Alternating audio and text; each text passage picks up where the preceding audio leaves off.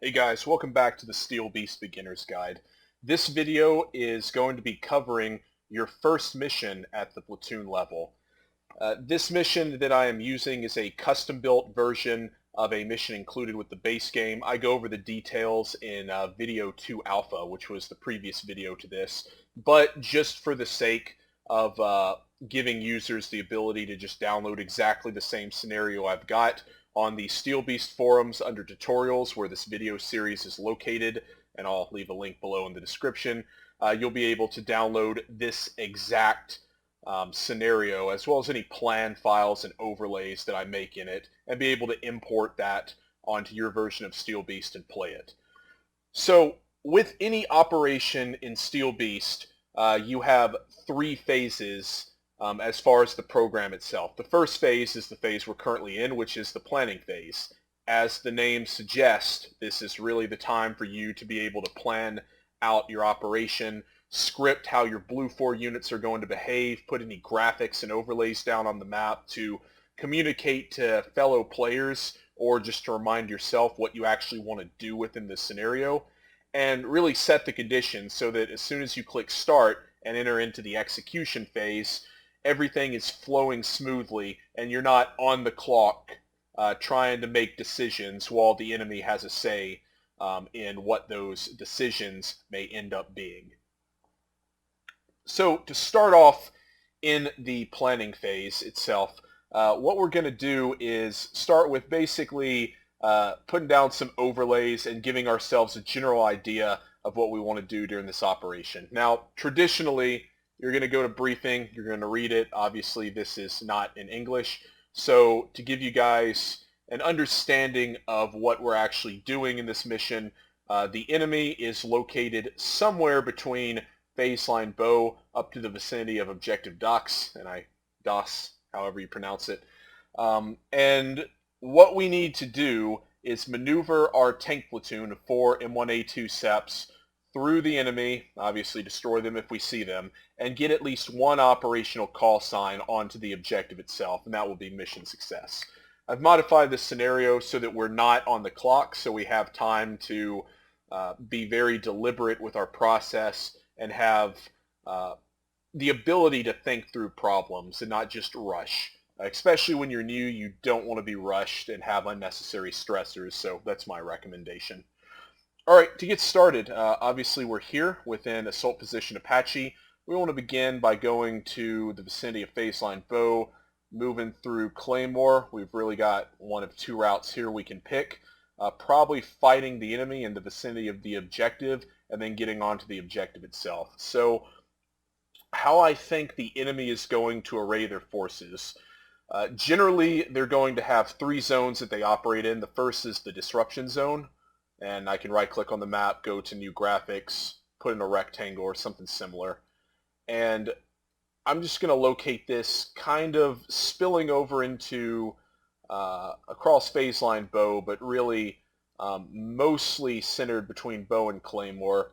Color it red, give it a dotted line there to show it's templated. And I'm going to say that that is going to be the enemy's disruption zone. That's where they're going to be using reconnaissance elements. You may see some light tanks, but it's primarily going to be PCs.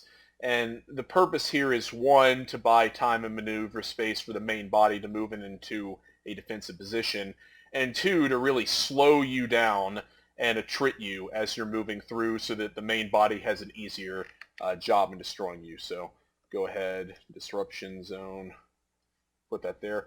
The next is really going to be the enemy's battle zone, which of course is where their primary main forces are located. I am going to estimate it's going to be right in this area here is where the enemy is primarily going to concentrate, and that is their battle zone. And then the enemy will also generally have a support zone, which realistically is beyond the scope of the objective, and I'm not too worried about it for the purposes of this scenario. Generally, the enemy's support zone is going to have stuff like their artillery, their command nodes, supply, things of that nature, where it's not frontline combat troops, but it's certainly stuff that helps shape the battle space. So we've got a very basic idea of where the enemy is going to be located. as far as fighting. And getting into a bit more details, with the disruption zone itself, I'm looking for areas where the enemy can potentially establish ambushes, and I am going to start by putting reference points. These are used for calling in indirect fire, and I want to do some aerial denial or terrain denial initially. So we'll just kind of label these, put these at various areas where I think the enemy can get into a pretty decent position and get some shots on our element as we move forward. And I'll just try to prep these in an appropriate manner so that when we drive up to these, we've got artillery on call, we have it hit the area in question, and then this forces the enemy to displace. I think they're probably going to try to hide something down here. And then I would guess that within the enemy's battle zone over here, probably within, and you can right click on the map and always look at stuff, but I am thinking that this wood line makes a pretty good area for the enemy to be able to hide and, yeah, get some keyhole shots at range as we approach. So I'm going to put my final reference point at that area. Okay, so we've got a general estimation of where the enemy will be located, where we can interdict them with artillery. Let's look at the maneuver plan itself. So I've kind of got two routes I can take. I'd like to go to the southern one initially, one, because I want to move my mortars forward and be able to clear this area here, which, again, looking at the map, relatively flat. Looks like a good area to hide our mortars so they're not in direct fire contact with the enemy. So we'll go in this vicinity, go up, move through the corridor, and then kind of have to decide to go north or continue towards the west. I like north a little bit more. So we can, again, go to graphics here, right? Go to something like direction of attack main. Kind of put in, you know, our general plan here for how we want to do this. And, you know, if you've got buddies in this scenario, they can see that and know, okay, we're attacking along this route, going north, going through the enemy's battle zone, killing everything, and then seizing the objective, which is good. And of course, we'll mark here that this is going to be our mortar firing point. I will call it MFP1, which is an appropriate name. Okay, so one of the cool things with Steel Beast that they recently changed is they've divided the plan file itself as well as the overlays. So what we have created here are graphical overlays that do not have any impact on how our units actually maneuver, and you can save that. You go to File, Save Map Overlay. I'm just going to use the basic Platoon Recon. And to show you how this works, right, if we were to leave this scenario and go back in, all of the stuff that we've put down would be gone. Let me save the plan as well just to make sure. But to show you how this works, right, we can select all this stuff we've put down. We can delete it, right? This is the base graphics. And then you can go into Load Map Overlay. We can put back in the map overlay itself, and all of the graphics that we've put in are now in place, which is certainly a good thing if you want to plan and come back to a scenario later, or if you want to share it with a buddy. All right, we've got our plan, but this is only readable by the human, and the artificial intelligence doesn't actually know what to do. So we'll begin by creating some routes. To create a basic route, you can right-click on your unit. We'll go to New Route. I'm going to use March because initially I want to conduct a road march from our starting position through this woods into a bit of more open terrain. By holding Shift, it will lock onto the road itself, so your units will drive down the road. We'll go to this intersection here, kind of move this around a little bit to make a bit more sense. And bottom line, as soon as we start the scenario, our tank will drive, tank platoon will drive down the road, reach waypoint number 1, and then wait for further orders.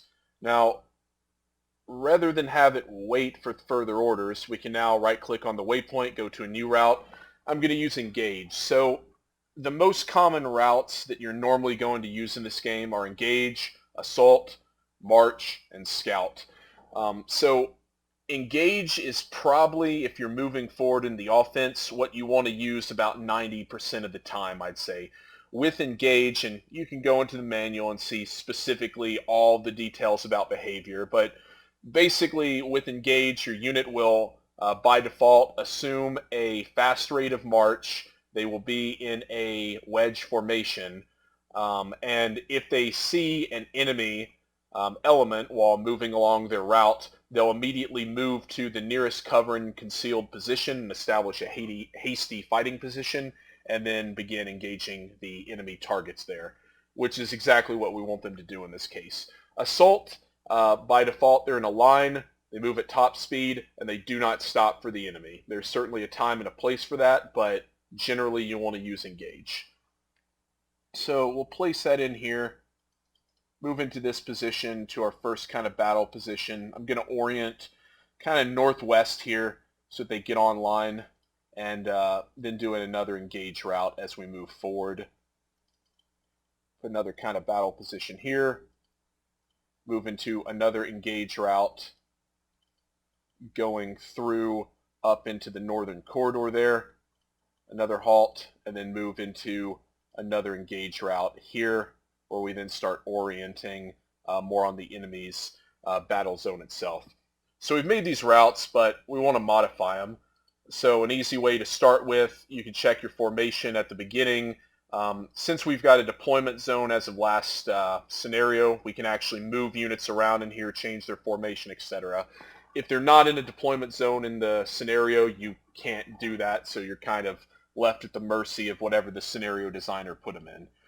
So to make this easier, we'll start in a column, close interval, and we'll next click on the route. I want to set the speed to fast. Yep, march, formations column, spacing is close. Okay, awesome. And I'll go a bit more into these formations once we get in the actual execution phase, so you can see what they look like on the ground.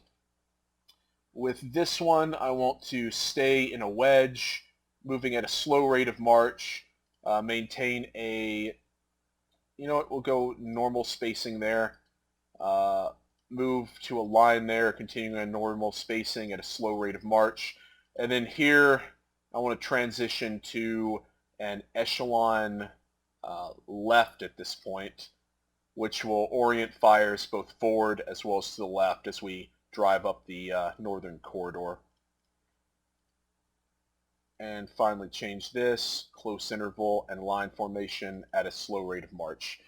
Okay, so we've done some basic scripting for our initial tank platoon. Another thing, though, that I did mention is I do want to move the mortars to mortar firing position 1 at some point, as well as their supply vehicle, which is, of course, giving them ammunition.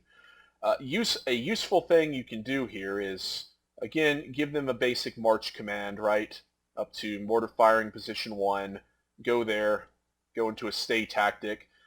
When you put them into stay, that means they will physically move to the ground that you put them on. They will not try to seek cover and concealment, as is they do in defend, and they're literally just going to sit there until you give them another command. They'll move into a line, and same here with these guys, they'll move forward. Now that's all great, but currently how this is done within the scenario, this unit I'll have to right click on and click proceed, where the mortars will begin moving immediately at the scenario start, which is what I don't want them to do. We'll set them on stay, and a useful thing that you can do here is right click on the route itself. You can go to embark if, and this is something you can only do during the planning phase, and you can check the triggers to see if anyone is in use. In this scenario they're not, and I can say that if we set trigger 1, then what will occur is that both of these vehicles will immediately begin that march route, and all I have to do is press Shift and F1 whenever I want them to move to mortar firing position number 1. That's pretty cool. And again, right, we can go in, we can save our plan file, and if we happen to delete all of the scripting we've done for the Blue 4 and reload the plan file, that'll all appear. All right, cool. That is good enough for a basic plan. We're going to start the scenario and, yeah, execute. So since we've already scripted our element, they're going to align in a position that makes sense to begin their first command, in this case marching down the road, and they will immediately execute without any input required from us. This is going to free us up to start putting in some fire missions. I want to do HE missions on these for, again, terrain denial. I'm going to set them all to at my command. As you'll notice in the previous video, we only have 3 batteries, so we can only have 3 fire missions active at the same time, but we can queue the follow-on ones, so once we execute our initial 3, we can cancel those, and then the next 3 will queue. And this is going to set conditions to where once we're in position and we want to fire these fire missions, they will be immediately ready. You're looking at a 40-second wait time from telling them to fire between the rounds actually hitting versus the normal, like 2 minutes and 40-second prep, which is ongoing right now. Final 2 or Alpha 2-0, HE at my command, and Alpha Alpha 2-5, HE and at my command as well. I'm going to keep the mortars for more targets of opportunity. I generally like to fight the field artillery in what I call the deep fight. In Steel Beast, that's really beyond the initial baseline where you're operating. And I like to keep the mortars more for the close fight. So if, for example, we're maneuvering through here, we destroy a PC and some infantry dismount, I don't necessarily want to waste my time, spending 1, 2, 3 minutes killing infantry when I can just call indirect fire from the mortars onto them and do that job. Alright, some basics once you're in the 3D view in your tank. So you can press the N key, brings up binoculars, very useful. In the event that you spot an enemy vehicle, either in this or the gunner's primary sight, that doesn't automatically populate on the map, what you can do is hold down the Shift key.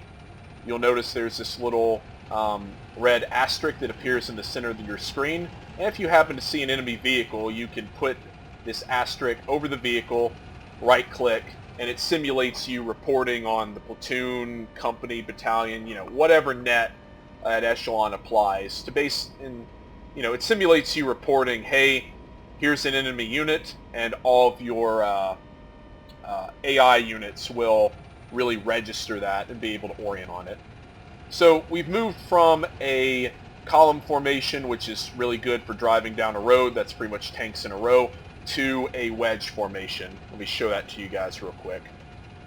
And you can look at the bottom of your screen as well and see the general formation with each call sign and where they're located. But a wedge formation is a very versatile formation that gives you good firepower to the front and the flanks. It's something that you want to use where contact with the enemy is likely, but you don't know exactly which direction the enemy will come from. Which is really the case that we have right now. Contact. PC. Front. And we've got an enemy PC. We'll switch to the gunner's sight, see if we can engage. Or even see him. And our wingmen are automatically taking care of it. Yeah, so based on your spacing, and of course the terrain, there's some targets that, you might only have one wingman able to see and fire at. So in this case, I physically can't see this PC, but it's obvious that one of our guys on our flank can. And looking on the map, it appears that we have destroyed one enemy PC, and we're going to continue forward. To switch to other units, you can, there's some hotkeys you can use. You can look that up in the keyboard layout, but what I like to do is physically go down to the bottom here, select the call sign you want, click jump to unit, then, you can press F7 to jump into the commander's station, whatever else. And we're going to move up to our first stopping point, which is waypoint number 2 here.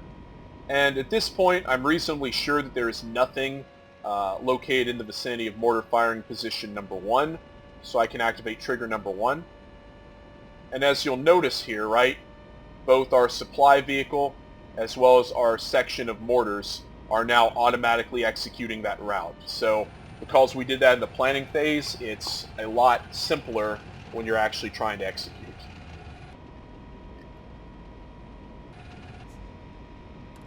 And that's that enemy PC that was previously destroyed. So a very common thing that I see new players do is they'll see a target like that and, immediately just start lobbing rounds at it. Take the time, check the map, especially if you notice your wingmen were engaging something previously. Oh, and it appears we've actually got a PC behind us. That's cool. Let's get him. Probably already dead, but that's fine. Yep, and they're destroyed. So again, these things happen, right? But again, by checking the map itself, you can see that those vehicles are destroyed, so you don't necessarily have to keep pushing rounds forward. So I mentioned previously putting these guys into a stay position where they'll move physically to the spot on the ground and, as the name suggests, stay there. I've got my tanks in a defend, so they're going to move forward, try to get a good position where they're in a hold down, and they're going to try to have a visual to wherever this little black dot here is located. So they'll move to that position and try to gain observation with their main gun itself. Now, we've used a couple of rounds on these PCs. We're mostly good on ammunition, but whenever you have the opportunity, you want to reload. An easy way to do that is left-click on the little 1 alpha icon here, which is your entire platoon.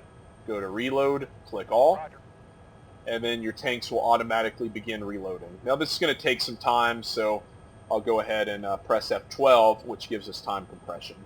So we've got the 3 tank is still reloading. You can tell in the M1A2 if they're still reloading because they simply will not be scanning, kind of like that one is there. And now we know that all of our tanks are fully reloaded. One of the things I struggled with as a new player is understanding how, I needed to reload, because really the missions up to this point, you're doing some tutorial missions, you're doing instant action, and really in all those cases you're not worried about ammunition, so it's not a thought that crosses your mind. So my recommendation is whenever you get to a good stopping point where you're out of contact, go ahead and reload. See how the mortars are doing? They're moving into position. So my plan now is I want to commence terrain denial on Alpha Alpha 05 and 10. I want to make sure that the mortars are in position so that we have them available for any fire missions. And once that's complete, we will bound forward to our next waypoint. And we're going to do that in a line formation. And mortars are now in position. So I'm going to go ahead and request fire for effect on both of these fire missions, and I'll press the C key, and this gives the command to the platoon to continue moving. Another option is you can right-click on them. There will be a little option that says proceed. If they're in that position, if you forget the hotkey, that also works. Alright, so we are bounding forward from our battle position. We're going to have 2 artillery splashes, and we are in a line formation. With the line formation, as you can see, all of our tanks are, as the name would suggest, in a line. It's the military, so stuff is, kept pretty simple here. With a line formation, you have excellent firepower to the front, and this is really, if you look at the map, the most likely area where we are going to encounter the enemy is from the front. So having a formation that maximizes our firepower to the front makes sense in this specific instance. Seeing the effects of some indirects, both Alpha Alpha 05 and 10. Now, I fired HE at these targets. That's not particularly destructive against enemy vehicles, but what it does do is forces them to displace. And that is our supply truck saying that they've reached their waypoint. So at this point, our mortar firing position is in place and is ready for any missions that we need to task them with. We'll continue to scan as we move forward. Alright, so one of our elements is reporting a PC. We're in engaged tactics, so we moved onto the target itself, engaged it, and it is destroyed as we can see there, and we're now going to move forward.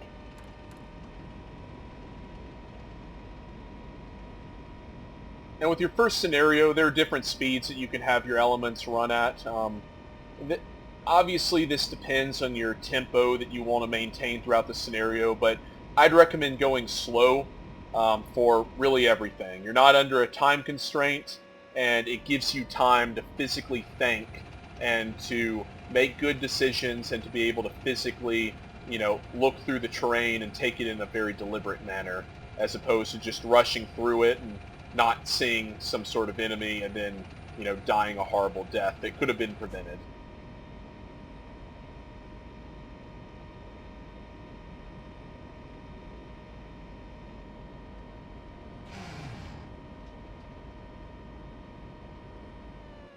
All right, and again, since it's defense, they're going to move forward in order to establish observation on whatever you set.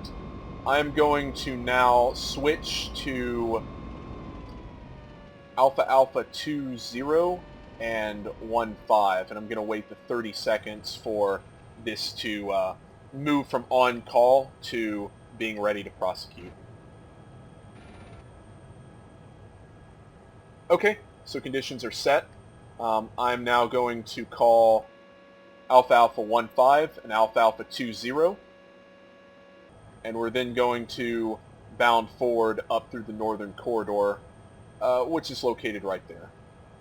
Okay, so another option that you have as far as navigation, if you're stopped, you can press K. It'll give you some time to determine an azimuth, and this simulates, let's try that again, because you have to maintain being still for this to work. And it basically brings up a little, fictional compass heading to where you can see in mils the direction. I am going to give them a quick command to physically not move so this works. It is, as you can see, it is an option. It is not something that I really use based on the ability to just see in the general direction where you're oriented on. But here, if you need some very specific locations as far as, your azimuth heading for, say, fire mission corrections or something, you can use that, and it does work. We'll turn that off and then press C, click here and click proceed, and move forward. At this point, we are moving to an echelon left formation. With echelon left, your tanks will automatically orient where half of them are facing forward, the other half are facing to the left, as the name suggests. The idea here is that you're directing firepower to both the front as well as to your left side. Based on possible enemy located here, as well as possible enemy located here, that makes sense as far as the formation that we're using. And again, we're going to move at a slow rate of march through here and just make sure that, we're not rushing to failure.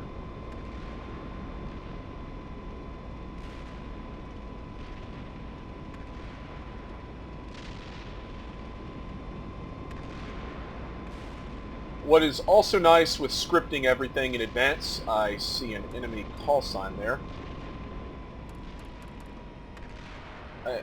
Maybe. I couldn't tell if that was indirect, but I definitely saw a thermal hit. Or some sort of thermal contact. We'll keep scanning in that direction for now. Our wingmen are going to look forward. But one of the advantages, as I was saying, of really building this plan in the planning phase is I'm not having to actually do any manual control of my platoon at this point. They're just on a planned waypoint and they just automatically execute, which can definitely be nice, and it takes a lot of stress out of having to make a lot of decisions, which is not something you want to do when you're a new player, and I would argue it's not something you want to do at any time. You've got tools, so use them appropriately. Alright, I don't see anything there. I'm going to switch to the commander's view, do shift and the up arrow. That's going to order my gunner to orient towards the front of my tank as we continue to proceed forward. Contact. PCs. Aha, and there is an enemy PC located to our rear. First left. That's probably what I saw earlier. Let's see if we can locate him. And I'm actually going to...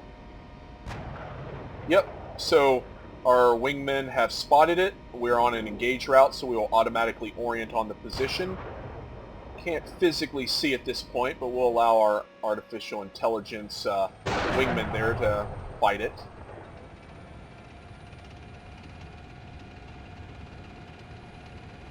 I don't know if that was a destroyed vehicle or not. Let's see. Or if we just lost contact.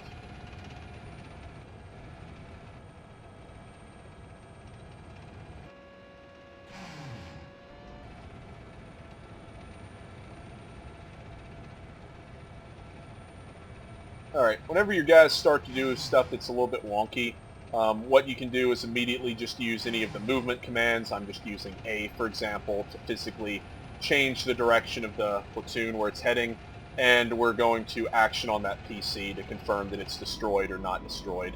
I don't like having the possibility of an enemy personnel carrier shooting us in the back. And again, right, the best laid plans, no matter how well they are done, the enemy always has a say. So expect them to change based on the conditions and be able to respond in a flexible manner. I'm going to switch to an echelon right based on the enemy possibly being to our right and definitely located to our front.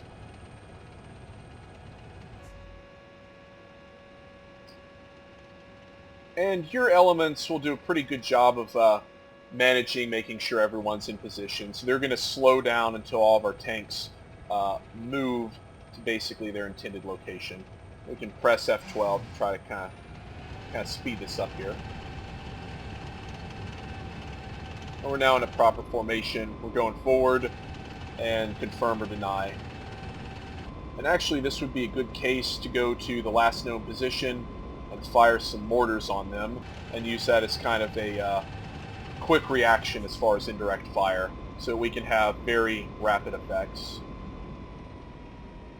Just check into our right to make sure there's nothing there, which currently I cannot see anything.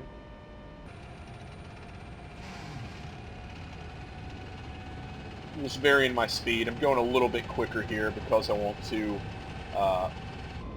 destroy this enemy if they're present and then move on to our upcoming objective by going through the northern corridor.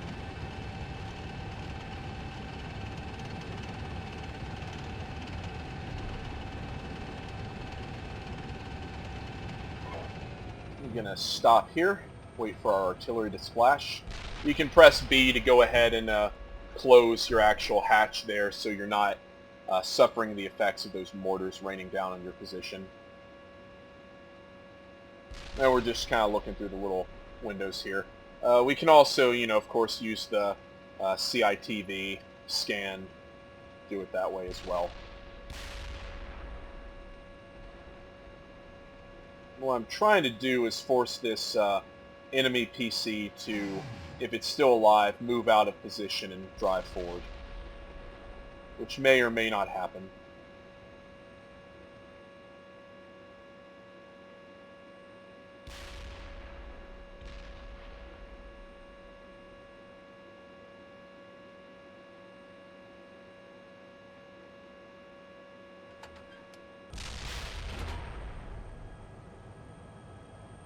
Alright, our mortar fire mission is complete. I'm going to end that mission. We're going to bound forward as a platoon.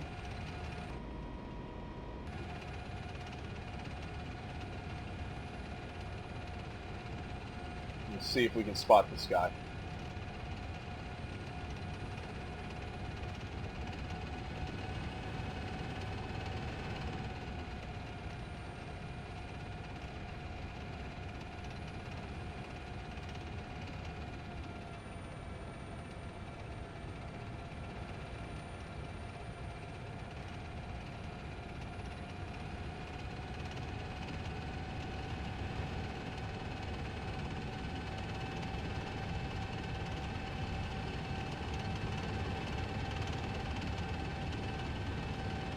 And it appears that he has displaced from this position. I don't want to go out of bounds here, which I'm currently doing, so I'm going to be a bit less aggressive.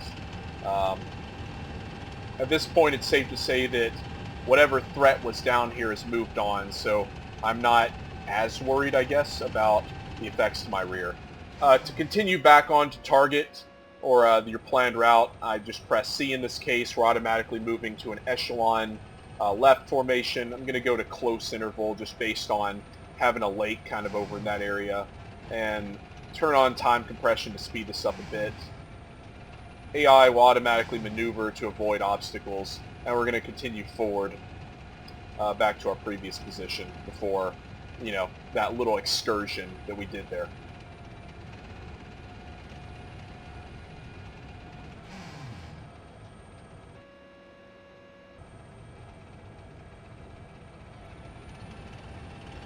Alright, now we'll scan forward.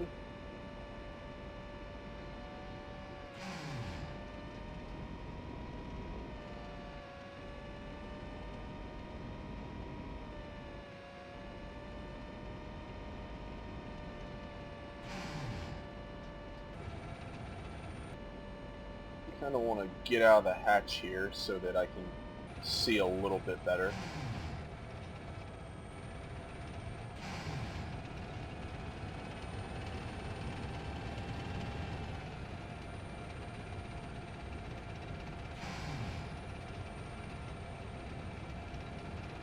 I like to scan from right to left. It kind of forces your brain to slow down and not fill in images. Makes it a little bit better as far as picking things out, I found. That's my experience. It may or may not work for you.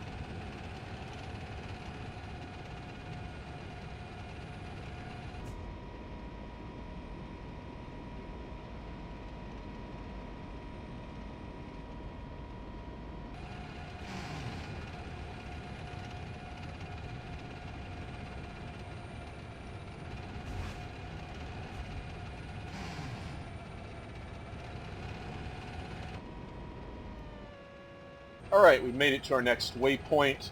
We're now transitioning to a line formation. I want to go to close interval, and we will activate Alpha Alpha 25.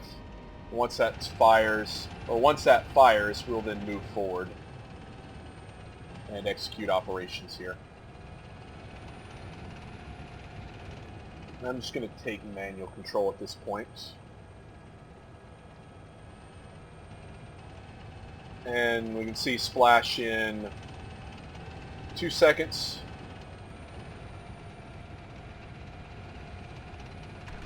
So we're going to drive forward at a slow rate of march and see if we can find any sort of enemy call signs displacing.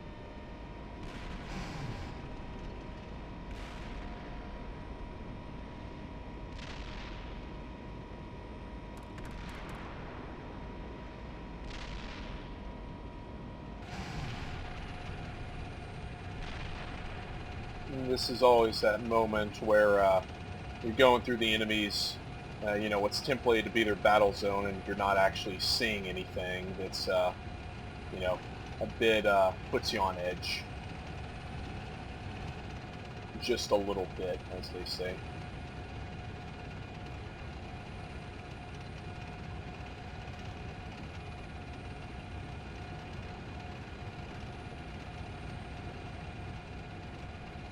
I don't like, so I'm manually controlling at this point just based on the situation. I'm going to go to an echelon left because I don't like what could potentially be in those woods. So I'd like to focus my fires both on the front towards our direction of travel into the objective itself, and also to the left in the event anything appears there.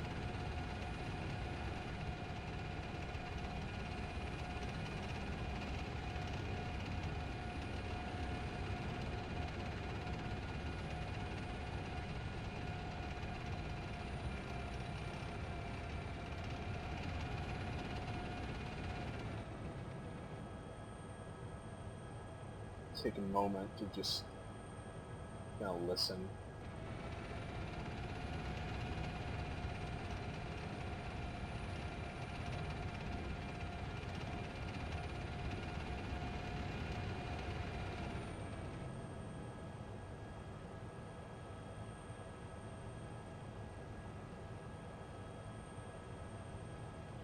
Alright, since we're about to crest this hill here, I want to move into a line formation so that we're, well, one, we're on line, and two, if we roll over the hill and happen to encounter something nasty and unpleasant, we are able to immediately project all of our firepower forward.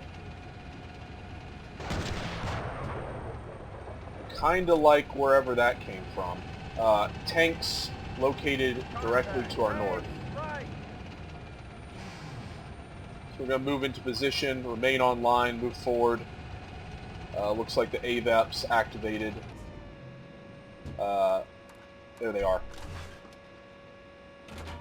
Kind of hard to get a good shot here.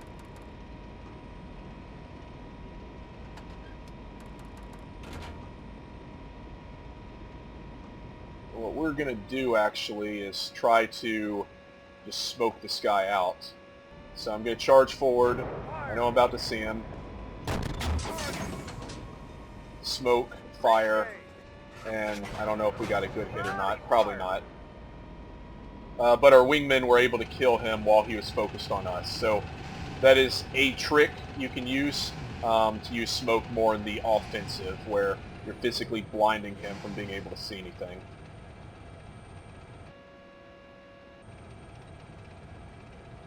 And that, of course, is that destroyed tank.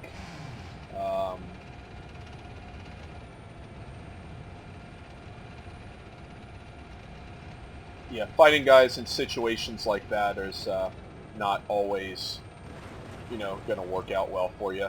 And AI is having a bit of issues moving from a, doing an action, moving from an action right to an action left, it appears. Or he just has a grudge, whatever.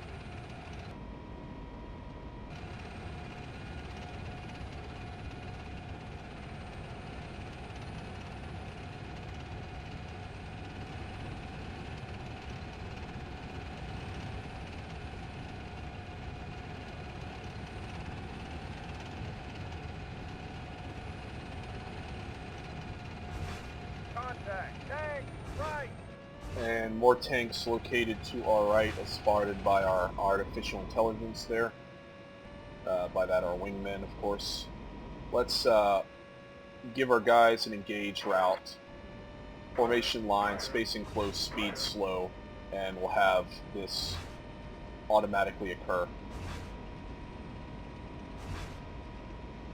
So we're not having to maneuver and we can focus more on actual gunnery. Fire. Ceasefire.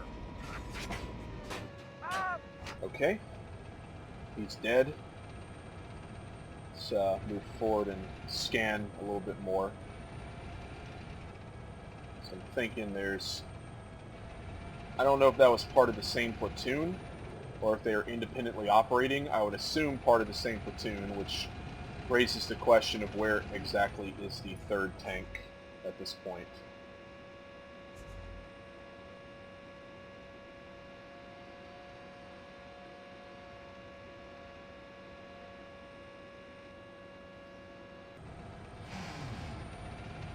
Contact. Troops. Front. Alright, we've got some troops. I'm going to call in mortars onto them. We can also switch to our heavy machine gun here and start engaging. Kind of just burst onto target. You really fire, you see where the tracers land, and then you adjust off of that. Not really any exact science to it, just kind of something you do. Then move to an echelon right, and still got troops. Some of our guys are engaging. I'm going to wait the 30 seconds for mortars to splash before proceeding forward.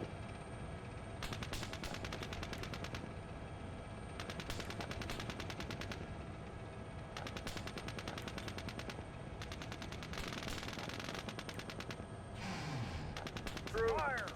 And you can tell your gunner to fire at troops by just switching, pressing the M button to select your coax up there, and then pressing space, and I guess if they see it, they'll engage, which, assuming the other guy's somewhere back there so he can't physically see them. I'm going to switch back to sabot rounds, or the main gun rounds.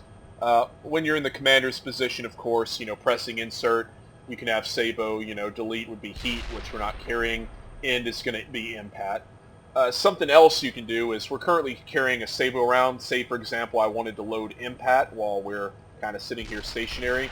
I can double tap the end key, and that gives the command to your loader to physically pull out the sabot round, put it back in the ready rack, take out the impat round, and then load it into the breech.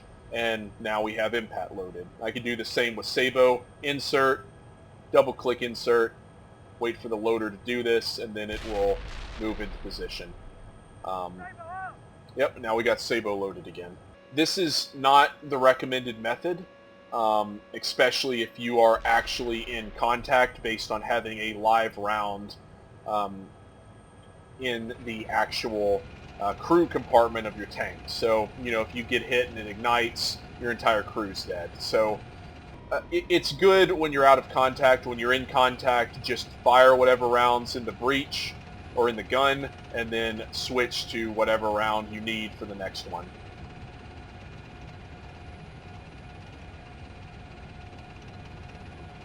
Now I'm going to switch to a wedge formation based on possible enemies being located to both our right as well as our left, as well as our front, because I don't have a good idea right now on exactly what the enemy's defensive plan is.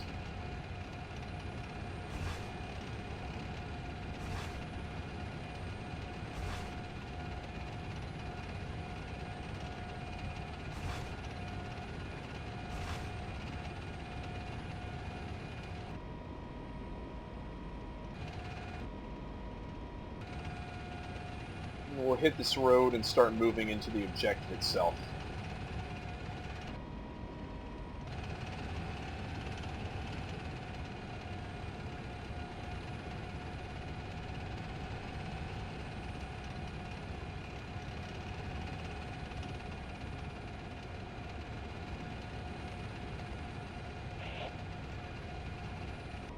And hey, that's it. First mission is complete as far as being within a platoon. So yeah, you can see we killed one vehicle. 5 of the vehicles that we engaged that were enemy were killed by units under our command, with us getting 1. As you can see here, right, you are a member of a team, so it's not all about you specifically being the glory hound and getting kills. Let your wingmen absolutely fight and, assist you with the common mission objective in this case. We're in the after-action review mode. I'm just going to see where the enemy was located because I played this scenario a lot, and that was kind of weird with how it played out. So we move forward, killed some of those initial PCs, killed another PC. It appears that they basically relocated into the woods, dropped troops. That's cool. We weren't really going to pursue them. They moved out back into position while we moved forward. We were able to... It appears actually that terrain denial mission there caused him to move forward, so that's exactly the type of effect we wanted to create. We fired indirect fire at Alpha Alpha 1-5, which caused that one tank we encountered to displace from position. Yep, move forward, got in contact with that tank, killed him, and you can go to events here, and in this case, right, you can see how what would otherwise have probably been a lethal hit on Alpha 1-2, being hit from the rear, the AVEPs, or the active protection system, was able to fire on that Sabo round and really, stop it from being as effective, or really being effective at all, on our call sign itself. So that's why I recommend it. It just gives you more time to react when the enemy moves in an unexpected direction onto your forces.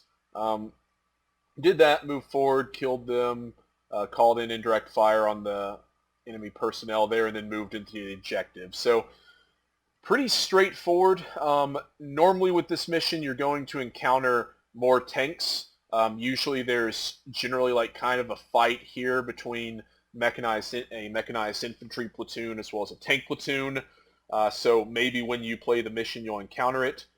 This is the first time I've kind of seen this configuration come up. And this mission is randomized every single time, so it has replayability. I've played this mission probably a good 20, 25 times, and I've never seen this specific layout that the enemy did. So it's a very good mission to practice on.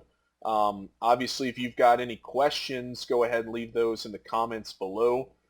If you've got anything you'd like to see in future videos, go ahead and leave that. And hope you enjoyed this, and I hope this gave you kind of a general idea at the very basic level of how you can take a general concept for a plan and put it down onto the map in Steel Beast and have, your little minions be able to execute that. So, hey, hope you guys enjoyed it. See ya later on.